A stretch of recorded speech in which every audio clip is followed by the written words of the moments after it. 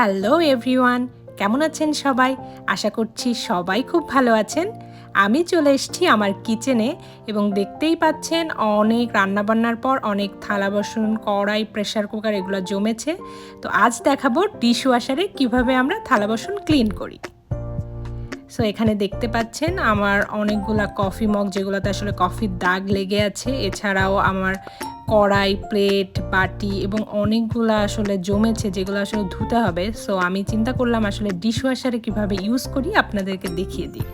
চলুন আপনাদের দেখাই। এটা হচ্ছে আমার ডিশওয়াশার এবং এই ডিশওয়াশারটার মধ্যে আমি সমস্ত থালা বাসন দিয়ে, একটা সোপ আছে যেটা ডিশওয়াশারের জন্য ডেডিকেটেড, ওটা দিব এবং সব কিছু ক্লিন হয়ে বের হবে।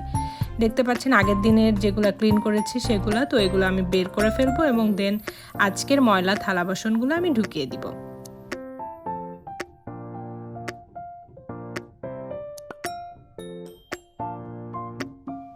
আমি ডিশওয়াশার র্যাকটা একদম ক্লিন করে ফেলেছি। এখান থেকে সমস্ত ধোয়া থালা বাসন যেগুলো ছিল, মগ, গ্লাস, সব সরিয়ে ফেলেছি। এখন আমি আজকে যে নোংরা বাসনপত্রগুলো হয়েছে এগুলা বসিয়ে দিব এবং এখানে আপনাদেরকে আমি বসানোর নিয়মটাও বলে দিব। এখানে দেখতে পাচ্ছেন এই কড়াইটাতে আমি রান্না করেছিলাম, এটা অনেক তেলে এবং ময়লা, তো এটাকে সবসময় উপর করে বসাতে হবে। গ্লাস, মগ বা বাটি বা কোনো বোল, এই টাইপের জিনিসগুলোকে আমাদেরকে হচ্ছে উপর করে বসাতে হবে। এখানে মোটামুটি বসানোর জন্য অনেকটা র্যাক মতো করে দেওয়াই আছে। আমি মগগুলোকে উপর করে বসিয়ে দিচ্ছি, তাহলে হচ্ছে ক্লিনটা ঠিকঠাক হবে। কারণ পানির যে ফ্লোটা আসে সেটা আসলে নিচ থেকে আসে। সো আপনাকে আসলে এভাবে উপর করে না বসালে এগুলো ক্লিন হবে না। এখানে দেখতে পাচ্ছেন এই যে একটা বাটি, এটা অনেক তেলে অনেক ময়লা, তো আপনি এটা ভালোভাবে দেখে রাখুন যে এটা ক্লিন হওয়ার পর কেমন লাগে। এতটা তেল চর্বিওয়ালা থালাবাটি আসলেই কি মেশিনে ভালোভাবে ক্লিন হয় কিনা সেটা আপনাদের দেখাবো। এই যে এটাও দেখতে পাচ্ছেন হলুদের দাগ লেগে আছে। এই প্লাস্টিকের বাটিটা দেখুন একদমই তেল এবং হলুদ লেগে কেমন হয়ে আছে। তো এগুলো আসলে সব যখন ধোয়া শেষ হবে তখন আপনারা বুঝতে পারবেন এটা কত ভালো ক্লিন হয়।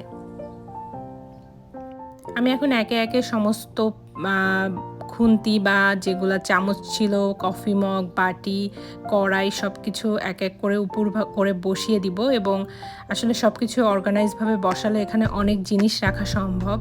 আমি মোটামুটি কয়েকটা জিনিস দিয়েছি, এরপরে আরও কয়েকটা জিনিস আমাকে দিতে হবে। এবং নিচের র্যাকে, এখানে আসলে দুটো র্যাক থাকে, নিচের র্যাকে আমি আসলে যে প্লেটগুলা, ফ্রাই প্যান বা আমি আসলে প্রেসার কুকারে আজকে ডাল রান্না করেছি তো সেটাও দিব।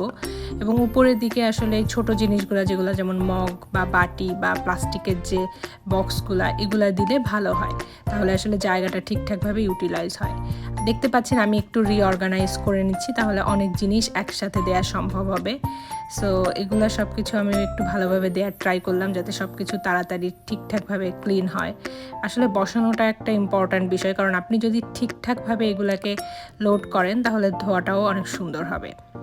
তো আমার উপরের র্যাকে জিনিসগুলো দেয়া হয়ে গেছে, এখন আমি নিচের র্যাকে বাকিগুলো দিব। আমি ফ্রাইং প্যানটা বসিয়ে দিলাম, এবার আমি যে প্লেটগুলো ছিল ওগুলা বসিয়ে দিব।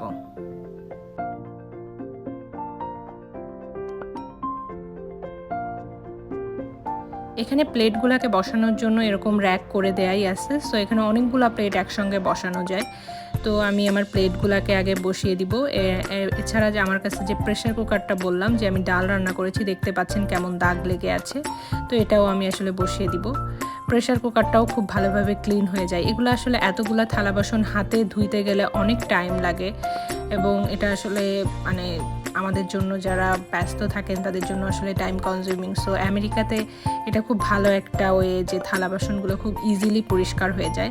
এবং আমি নর্মালি যেটা করি সেটা হচ্ছে দুপুর এবং রাতের খাওয়া দাওয়া শেষে সব থালা বাসন একবারে রাতে বসিয়ে দিই এবং টোটাল সাইকেলটা আসলে থালা ধোয়া প্লাস এরপর এটা শুকিয়েও দেয়। সো টোটাল প্রসেসটা শেষ হতে মোটামুটি 1 ঘন্টা লাগে। অ্যান্ড দেখতে পাচ্ছেন এটা হচ্ছে সেই ডিশওয়াশিং সোপ, এটাকে আমি দিয়ে দিব। এই যে এই অংশটা, এখানে হচ্ছে সাবানটা দিতে হয়, এটা দিয়ে আমি হচ্ছে এটা বন্ধ করে দিব, এরপর অটোমেটিক্যালি ওরা সাবানটা ইউজ করে নেবে। এখানে দেখতে পাচ্ছেন যে কিছু ময়লা দেখা যাচ্ছে, ওগুলো আসলে থালা প্লেটের যে তেল চর্বি ওগুলাই পড়েছে, বাট এগুলো খুব ভালো ক্লিন হয়ে যায়। এখন আমার থালা বা এবং যে বাকি জিনিসগুলো দেওয়া হয়ে গেছে, সাবানটা দিয়ে দিয়েছি, সো লক করে দিলাম। এখন আমি যেটা করব, এখানে অনেকগুলো অপশন আছে কোনটা আপনি সিলেক্ট করবেন। তো একটু জুম করে দেখাই, এখানে দেখেন heavy wash, normal wash, short wash. তো আমি নর্মালি হচ্ছে নর্মাল ওয়াশটা ইউজ করি।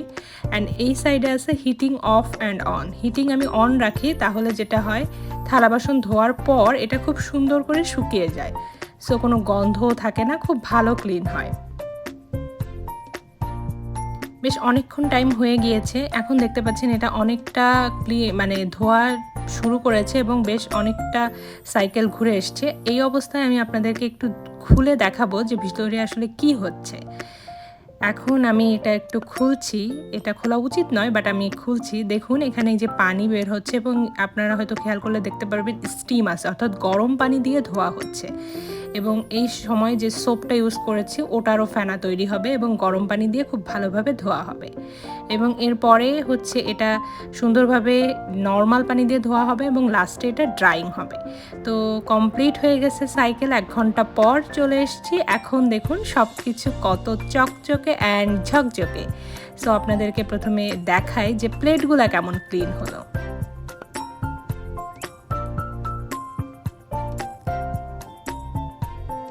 এই যে দেখতে পাচ্ছেন প্লেটগুলো দিয়েছিলাম একদমই ময়লা প্লেট, বাট এখন একদমই ক্লিন হয়ে গিয়েছে এবং শুকিয়েও গিয়েছে, খুবই ভালো পরিষ্কার হয়েছে। এছাড়া বাকি জিনিসগুলাও দেখায় যে কফি মগগুলো অনেক কালো হয়েছিল, কফির দাগ বা চায়ের দাগ, সেগুলোও মোটামুটি ক্লিন হয়ে গিয়েছে ঠিকঠাকভাবে। অ্যান্ড এছাড়া যে প্লাস্টিকের বক্স বা অন্যান্য বাটিগুলো দিয়েছি সেগুলো আপনি লক্ষ্য করবেন যে খুব ভালো ক্লিন হয়েছে। এই যে প্লাস্টিকের বাটিটা দেখছেন এটা একদমই হলদেটে ছিল এবং তেল চর্বি দিয়ে ভরা ছিল, খুবই সুন্দর পরিষ্কার হয়েছে। এটা দেখুন এটাও ভালো ক্লিন হয়ে গিয়েছে।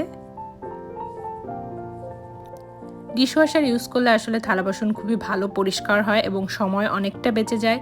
তাছাড়া আসলে যারা বাইরে কাজ করেন তো তাদের আসলে এত সময় থাকে না সারাদিনে থালা বাসন ধোয়ার, সো এটা খুবই ভালো একটা ওয়ে। এখানে সব মোটামুটি বাসা বা অ্যাপার্টমেন্টে ডিশওয়াশার থাকে, এটাতে অনেক টাইম সেভ হয়, ইভেন এটাতে আসলে পানিও অনেক সেভ হয়। এখন দেখুন প্রেশার কুকারটা, এটা দেখিয়েছিলাম কতটা নোংরা ছিল, এখন দেখুন একদমই ক্লিন হয়ে গেছে। এবং সবচেয়ে মজার ব্যাপার হচ্ছে আপনি একদম তেল চর্বিওয়ালা মানে কড়াই বা প্লেট এগুলো দিলেও একদম ক্লিন হয়ে যায়, কোনো তেলের কোনো চিটচিটে ভাবটা থাকে না।